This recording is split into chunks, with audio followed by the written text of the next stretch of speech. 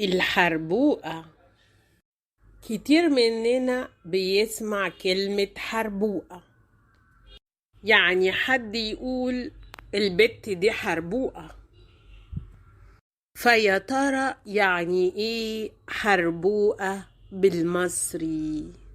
حربوقة من الآخر كده، البنت الحربوقة دي معناها البنت اللئيمة اللي ما عندهاش بربع جنيه سلكان.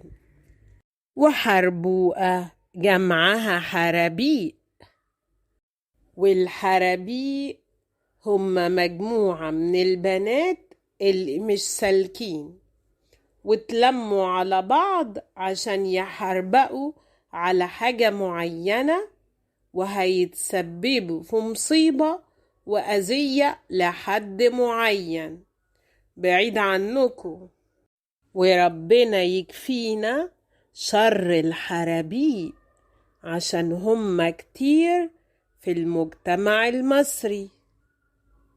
واشوفكوا بكرة مع كلمة مصرية مشهورة. مع السلامة. أيوة يا حربوقة، عايزة ايه؟